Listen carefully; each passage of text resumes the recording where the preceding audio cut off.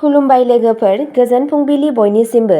नोंथांमोनखौ गोदान भिडिअ'आव आरो फिन खेबसेबाव बरायनाय जाबाय। आं दिनै नोंथांमोननि सिगाङाव 30 आसिन 1431 मायथाइ एबा 17 अक्ट'बर 2024 मायथाइनि सानसेनि फानजामुथिखौ फरायथिनो लादों। आसा खालामो नोंथांमोना भिडिअ'खौ नायना मोजां मोनगोन। गिबियावनो दङ मेष राशि। दिनै मेष राशिनि सुबुंफोरा दाहारनिफ्राय रैखा मोनगोन। नोंनि सावस्रियाबो मोजां जागोन। नोंथांनि नखरारि जिउआव मोनसे गोजोन आबहावा थागोन। गोलाव दावबायनायनि खाबु दं। नोंथांनि जिउ राहायाव गेदेर सोलायनायनि नेरसोनफोर दं। नोंथाङा दिनै गोदान फालांगि जागायनो हागोन। केरियारनि हेंथाफोरखौ बारग'नाय जागोन। गोबाव समनि उनाव गोजाम लोगोफोरखौ लोगो हमनाया जाथावना। बाहागोआरि फालांगियाव मुलाम्फा जागोन। नोंथाङा बेलासियाव गावनि पार्टनारजों मोनसे रमान्टिक डेटनि बिथांखि लानो हायो। वृषभ राशि। वृषभ राशिनि सुबुंफोरा दिनै आजै-आजौनि सम्पथिखौ मोननो हागौ। बाहागोआरिफोर आरो बाहागिफोरनि अलसिया आखुनि थाखाय आलौनाय मोनदांनो हागौ। फालांगिजों सोमोन्दो थानाय मोजां खौरां फैनो हागौ। नोंथाङा दिनै गोदान हाबाफोरखौ जागायनो हागोन। मावख'आव मावफारियाफोरनि मददआ जिउ राहानि जौगानायखौ बांहोगोन। नखरारि जिउनि आबहावाया गोजोन आरो खुसि जागोन। धोरोमारि हाबाफारिफोराव सांग्राङै बाहागो ला। मिथुन राशि। आथिखालाव मिथुन राशिनि सुबुंफोरा सोलोंथायारि हाबाफारिफोराव गोबां जाफुंसारनाय जानो हागोन। सासे रोंग'साजों रां थिसननायनि थिरांथाफोरनि सायाव सावरायनाया मुलाम्फा गोनां जागोन। खायफाया साख्रि सोलायनो सनानि खाबु मोननो हागौ। बिसोरो नखर एबा लोगोफोरजों सुटियाव थांनो हायो। खायफाया गोदान सम्पथि एबा एपार्टमेन्ट बायनो हागौ। रमान्टिक जिउआ जोबोद मोजां जागोन। आबहावाया खुसिजों बुंफबगोन। जाफुंसार जानो नाजानाया फिथाइ गोनां जागोन। कर्क राशि। केन्सारनि नेरसोन। दिनै केन्सारनि थागिबिफोरनि राङारि थासारिया मोजां जागोन। बैसोगोराफोरा नोंथांनि सानस्रिफोरखौ बाख्नायगोन। नखरनि सोद्रोमाफोरनिफ्रायबो हेफाजाब मोनगोन। दावबायनायनि खाबुफोर दं। नोंथाङा नोंथांनि जेंनाफोरखौ बाहागिफोरजों सावरायनो हागोन। दिनै नोंथाङा थालांनाय रांखौ मोननो हागौ। हारसिं केन्सार सुबुंफोरहा मोनसे गोसो बोनो हाथाव मोगा-मोगि जानो हागौ। सिंह राशि। सुबुंफोरनि थाखाय दिनैनि साना मोनसे सरासनस्रा सान जागोन। साख्रिनि रोंग'साफोरा सोलायनायनि मोन्दांथि मोननो हागौ। नखरारि जिउआव नोंथांनि बिहोमाफोरखौ बाख्नायनाय जागोन। नोंथांनि जिउ राहायाव गोदान मोनफुंनायफोर मोनगोन। मावख'आव लोगोफोरजों मोजां सोमोन्दो लाखि, मानोना बेयो जिउ राहा जौगानायनि थाखाय गोबां सनानि खाबुफोर लाबोगोन। सोरखारि मावफारियाफोरा मासि जौगानाय मोननो हागौ। बाहागिफोरनि सुबुरुनखौ मानि। फरायसाफोरा गावसोरनि फरायनायाव गोसो होनांगौ। कन्या राशि। दिनै कन्या राशिनि आय बांनायनि गोबां खाबुफोर थागोन। मावख'आव नोंथांनि दिन्थिफुंनाया जोबोद मोजां जागोन। नखरारि आबहावाया गोजोनथाव जागोन।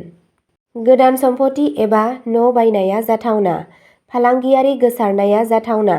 बिदा-फंबायफोरजों सोमोन्दोआ मोजां जागोन। नोंथाङा बाहागिफोरनिफ्राय अननाय आरो मदद मोनगोन।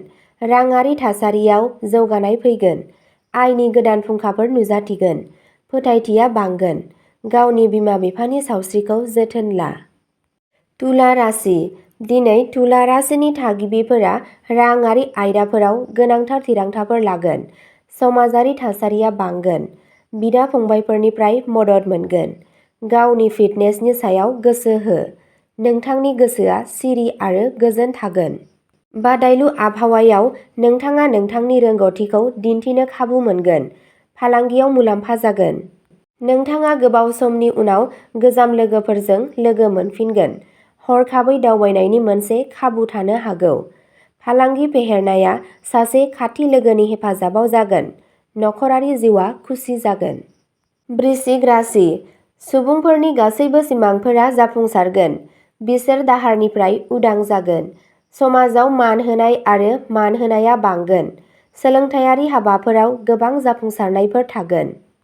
हाबा जानाय जिउआ खुसि जागोन। राङारि जौगानायनि खाबु दं। नेगेटिभिटिनिफ्राय गोजानाव था आरो पजिटिभिटियाव गोसो हो।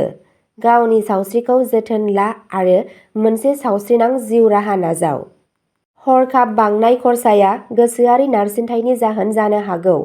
आय बांहोनो थाखाय गोदान खाबुफोरखौ नागिर। मावख'आव नाङै बाथ्रा दान्थेलायनायनिफ्राय गोजानाव था। नखरनि जेंनाफोरखौ सुस्रांनो नाजा। धनु राशि दिनै धनु राशिनिफ्रा सांग्राङै थिरांथाफोर लानांगौ। गोबाव समनिफ्राय थाबथानानै थानाय खामानिफोरा दिनै जाफुंसारगोन। गोजौ सोलोंथाइनि थाखाय गोबां खाबुफोर थागोन। नखरारि जिउआ खुसि लाबोगोन। सोलोंथायारि जेंनाफोरखौ सौसिनो हानाय गोहो था। नोंथाङा मोनसे गोरोन्थिनि थाखाय मावख'आव बैसोगोराफोरनिफ्राय सोंखारिजानो हागौ, नाथाय गोसो हमथा। मिजिं दाखोमा आरो गावनि थांखिफोराव गोसो हो। खामानिनि थाखाय लानाय दावबायनाया मुलाम्फा गोनां जागोन। मकर राशि दिनै गोबाव समनिफ्रायनो सोलिबोनाय जेंनाफोरा सुस्रांजागोन। नोंथांनि गोसोआ गोजोननाय मोनगोन। नखरारि जिउआव मख'जाथाव सोलायनायनि इसारा दं। फालांगियारि दावबायनायफोरा जाथावना, जाय दावगानायनि खाबुफोरबो लाबोनो हागौ। गोदान सम्पथि बायनाया जाथावना। गावनि जिउ लोगोरिजों नोंथांनि सोमोन्दोआव गोरोन्थि बुजिलायनायखौ फोजोबनो नाजा। सुंज्रोबनि गेजेरजों जेंनाफोरखौ सुस्रां। गाव आब्रुथिखौ सर' खालाम आरो रागानिफ्राय गोजानाव था। हाखु दाखु थिरांथा दाला। गावनि सावस्रिनि सायाव जुनिया नोजोर हो। कुम्भ राशि दिनै आंगोफोरजों सम हगार। सावस्रिखौ गोनांथि हो। मोनसे सावस्रिनां जिउ राहाखौ फालि। जिउ राहायारि जौगानायनि थाखाय गोदान खाबुफोरनि थाखाय नोजोर हो। गोदान आयनि खाबुफोरखौ नागिर। दिनै नोंथाङा गोदान न' एबा फ्लेट बायनो सानथांखि लानो हागौ। फरायसाफोरा सोलोंथायारि नाजानायाव गोबां जाफुंसार जानो हागोन। माखासे सुबुंफोरा गावसोरनि क्रसनिफ्राय मोजां फिननाय मोनगोन। मोजां मोनलायनाय जिउआ जोबोद मोजां जागोन। मीन राशि दिनै मीन राशिनि सुबुंफोरा गावसोरनि सावस्रियाव जौगानाय नुगोन। समाजारि बिबानफोरा बांगोन। नखरनि सोद्रोमाफोरनिफ्राय मोजां खौरां फैगोन। जिउ राहायाव हास्थायनाय जाफुंसारनाय मोननो हागोन। जिउनि लोगोरिनिफ्राय मोनसे सोमोनांथाव अनथोब फैनो हागौ। खामानियाव सानस्लाबै दावबायनायनि खाबुफोर सोमजिनो हागौ। बिफानि सावस्रिनि बागै जिंगासिनाया सोलिबाय थानो हागौ। मावख'नि हाबायाव मोजां जागोन। लोगोफोरजों सानस्रिफोरखौ रानलायनायनि खाबुफोर फैगोन। अब्ला दिनैनि राशि फरायथिनाया एसेनोसै। नोंथांमोनहा जिके, मेथ्स आरो बायदिसिना एजुकेसन भिडिअस नायनो गोसोब्ला स्क्रिनाव होनाय चेनेल ब्रह्मपुत्र ब्रेइन्सआव थांनानै नायहैनो हागोन। चेनेलनि लिंकखौ डिस्क्रिप्शनाव होनाय जादों। आरो नोंथांमोनहा फानजामुथिखौ नायनानै मोजां मोनदोंब्ला अन्नानै चेनेलखौ लाइक, कमेन्ट आरो साबस्क्राइब, शेयार खालामनानै होलांब्लानो जाबाय।